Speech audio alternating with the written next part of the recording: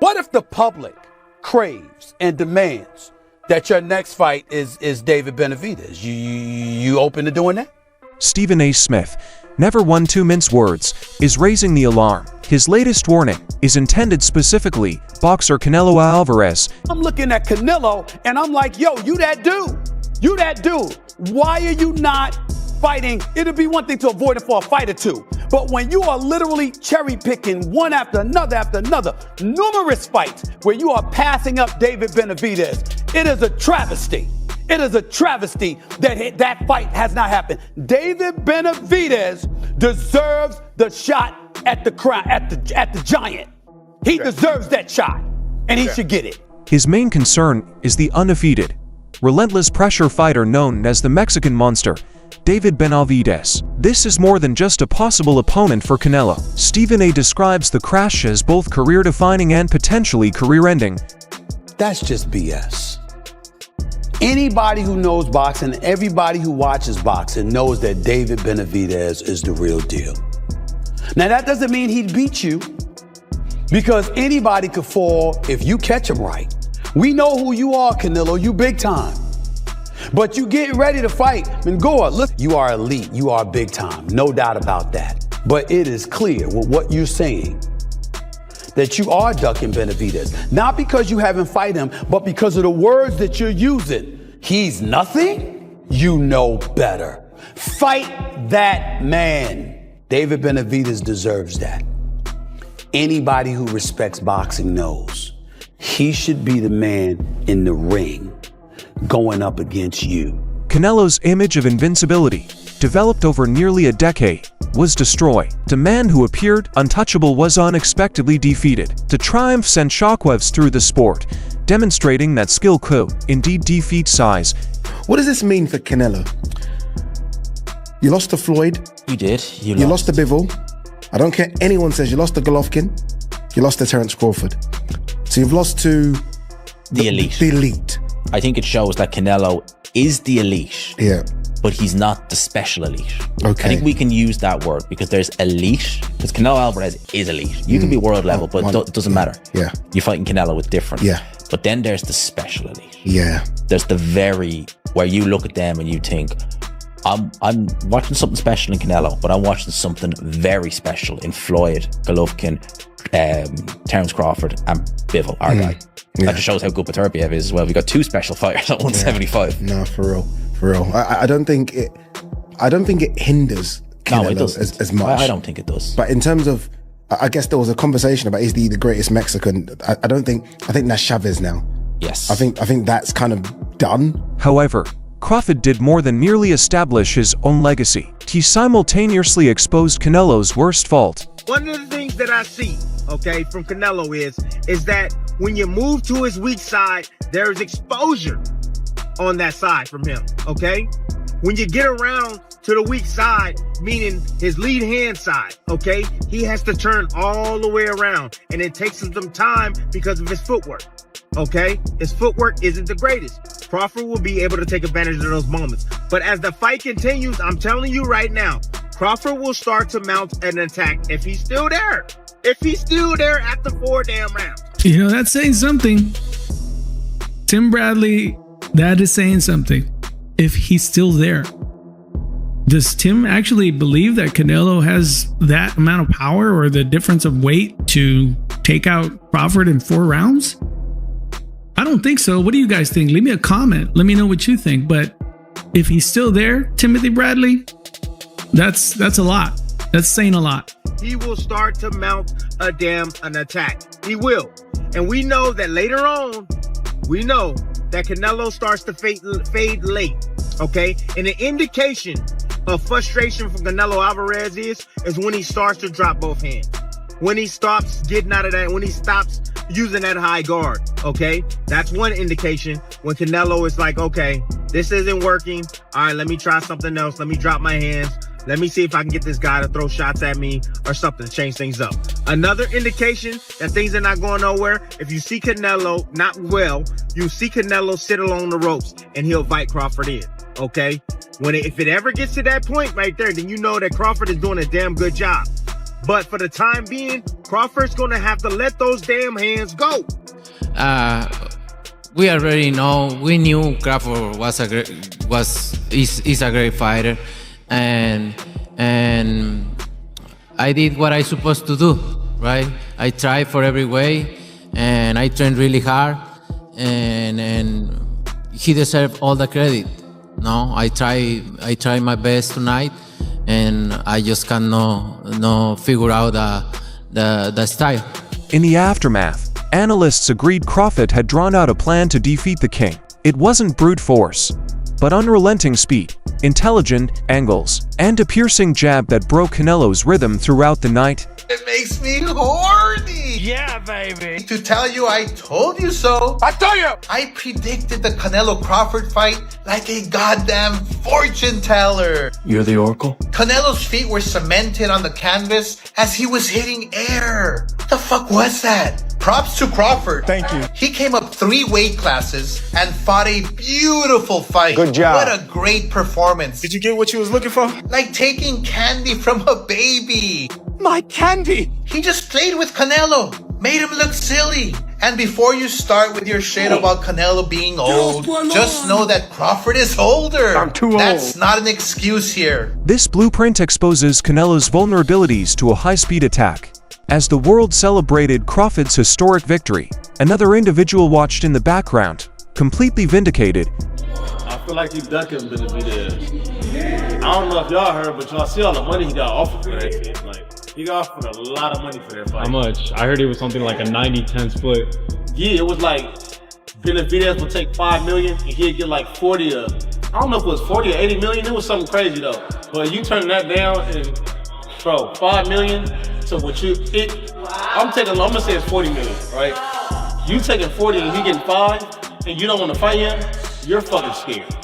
I don't care what nobody says, like you're fucking scared. Because even if I know I'm gonna lose, if in my head I know this dude could beat me, I'm getting 50 mil for this fight. Bro, I've been on top for a long time already. I'm not getting no younger. Take the fucking fight, make it, you feel me? Fight. That's what you're doing this shit for. What the fuck are you scared of? David Benavidez is a whole different fighter. Benavidez has his own fast hand speed, but unlike Crawford, he mixes it with the constant stifling pressure of a man his stature. I had Canelo just domination. I was hurt. I ain't gonna lie, because I've been a fan of Canelo since I was a kid. So my heart, a tear almost came on my I ain't gonna lie, because it felt like, you know, that Canelo is done. But I just think he was a little off that night. I think he can, you know, make a big comeback. But to Crawford, man, he's the greatest of this era. You got to give it to him. Greatest of this era.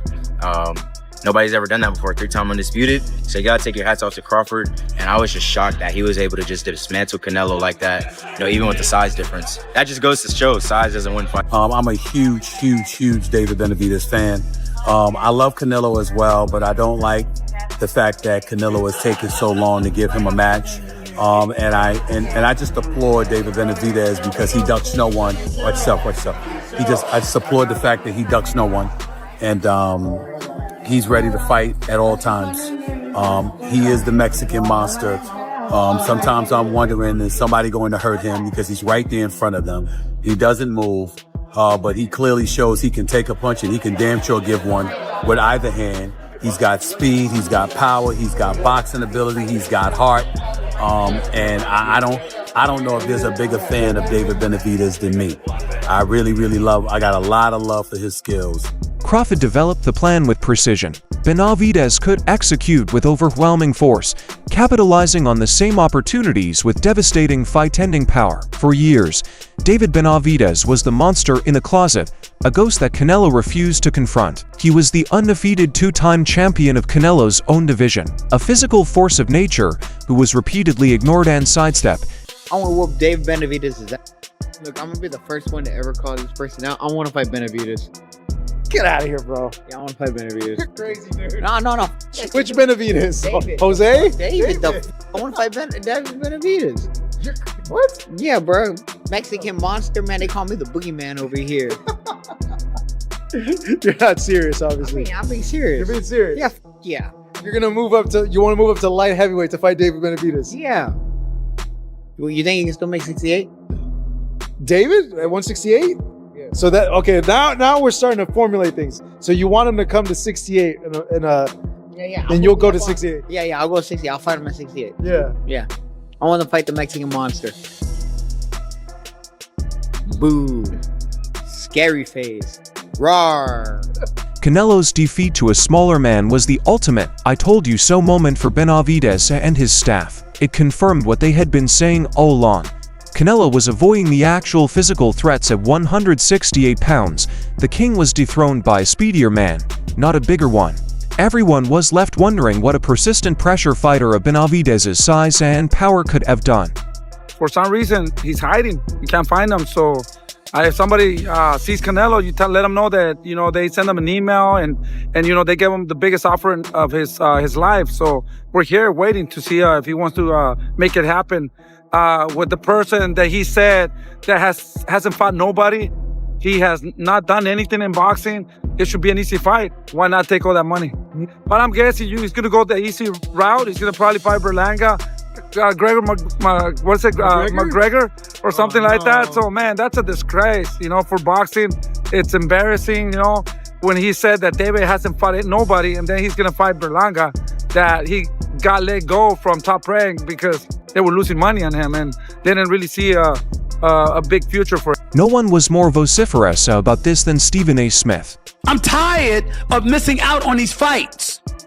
And I want the boxing community, because y'all cover it more than me, you cover it better than me, because you live it and breathe it and eat it every day. Could you help a brother out? How much help can I give y'all to help put pressure on these promoters to give us the damn fights we want to see? I want Canelo versus Benavidez. I don't want Benavidez fighting Benavidez. I want him fighting his natural weight class, super middleweight, against Saul Canelo Alvarez. That is the fight we should all be demanding. That brother has earned a shot. And I understand Canelo, the businessman. He's like, he had to go through a lot and had to fight through everybody before he got on the top of the mountain where he could dictate terms. I totally understand that. And I'm not throwing no shade on Canelo. I'm just saying, we want to see this fight, especially if Benavidez handles his business this weekend. Canelo, we deserve to see that. For years, some rejected his warnings as media hype. He had argued vehemently on national television that Canelo's decision not to fight Benavidez would come back to haunt him. He warned that taking on smaller stylistic challenges while ignoring the most serious threat in his own backyard was a risky game. Following the Crawford battle, Stephen A's previous warnings appeared to be prophesying. There are very few things that piss me off, contrary to what you would normally believe. But I love the sport of boxing. And I gotta tell you, I'm so disgusted. They're just rumors that Canelo Alvarez, Saul Canelo Alvarez, is talking about fighting the bigger Charlo this time around, Jamal Charlo, the natural 168 pounder, okay? I'm like, what about David Benavidez, the natural super middleweight, who's 28-0 with 24 knockouts, who's been begging for Canelo to get into the ring with him? It really, really ticks me. His evaluation turned into a nasty postmortem. This defeat, he claimed, was the direct result of Canelo's arrogance. It was karma for avoiding the conflict that the world required. A warning had been given, it had been neglected, and now the world may see the results. Stephen A. Smith's dissatisfaction was made public on national television. It wasn't just boxing analysis. This was a public prosecution. "I'm pretty pissed off," he said, his voice filled with genuine rage. Most importantly, this was not happening on a specialized boxing station. It aired on ESPN's flagship show, First Take. This is the stuff that's driving me crazy about boxing. Canelo Alvarez, where's the fight against David Benavidez? Love Canelo. I want to see him fight David Benavidez. I don't want to see him fighting Munguia.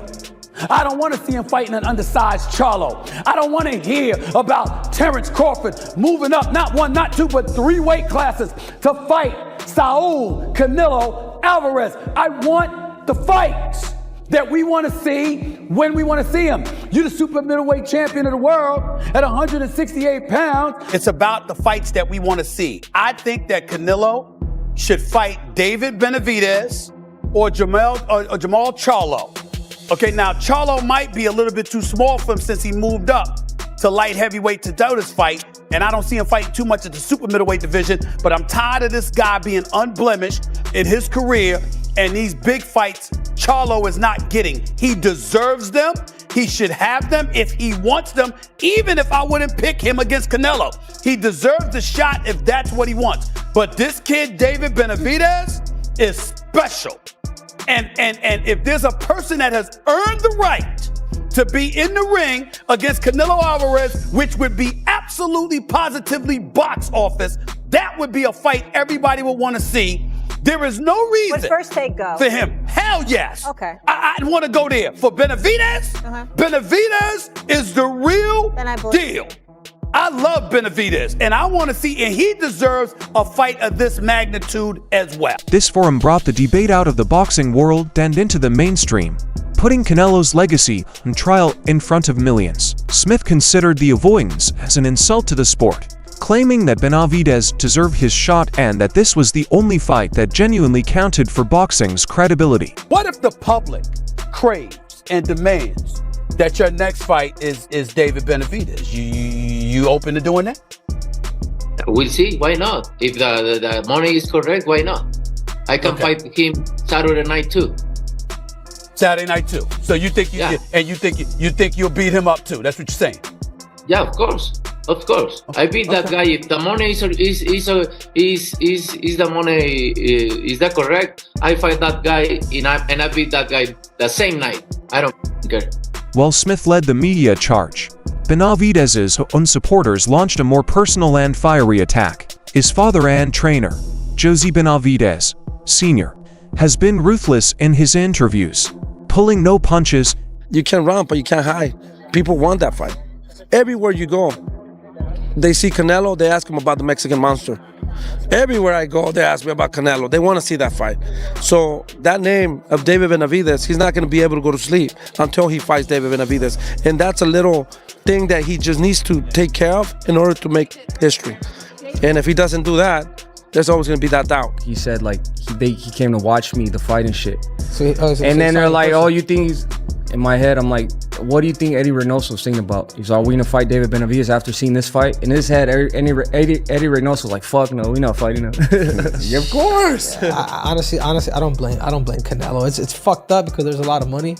It's not even about the money. It's not about the money. Yeah, but okay, 100 million, dude. You kidding me? The first step when you're a fucking warrior, bro, the only thing you think about is glory. I've never thought about money. I've been smart. I'm negotiating my shit. But it's always a prize, bro. It's always, if I go out there and beat Canelo, bro, I'm a legend. You know what I mean? That I'm gonna live forever in boxing as a legend. That means way more to me than any type of money. And I think that separates you too, David. And I admire that shit about you. I was like that at one point. Now yeah. How much you give me? Yeah. and not to just bypass him. Shout out to Morel as well. Yeah, shout out to While David remained deferential, his father took on the role of the aggressor. Openly accused Canelo of being terrifying and fleeing an impending defeat. He added that Canelo is aware that his son is too big and strong and will break him.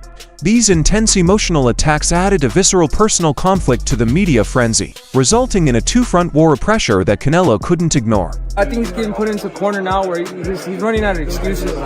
He said that the only thing I bring is 25 extra pounds and I'm not worth nothing, but he's asking 200 million and now he's gonna fight me in the same night. It's just stupid, bro. Like, you just tell the people you don't want to fight me.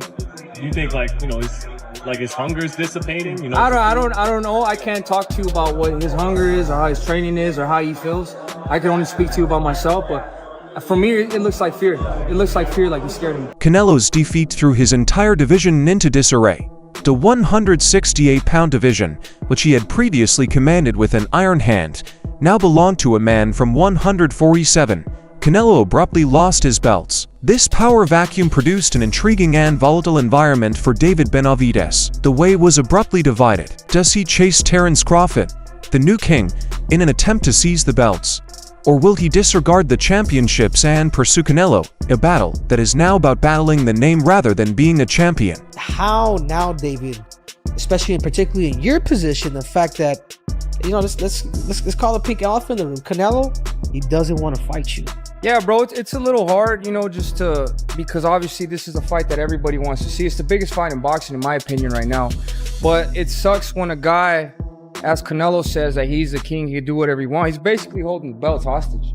King, You know what I mean? yeah, of course, king or prima donna. Yeah, basically. This disarray provides the ideal trap. Terence Crawford, a smaller fighter, has little reason to remain at 168 and defend his new belts against a monster like Benavidez. It's far more likely that he'll drop the belts and return to a more natural weight class. When he does, the super middleweight belts will be thrown to the breeze. At that point, the only struggle that could conceivably unify the public's divisions and anoint a genuine king would be the one that had been demanded for years. Belts or no belts, the path goes straight to a fight between Canelo Alvarez and David Benavidez, leaving Canelo with no other options. This situation is compounded by Canelo's remaining contract with PBC. Boxing contracts is more of years or more of fights?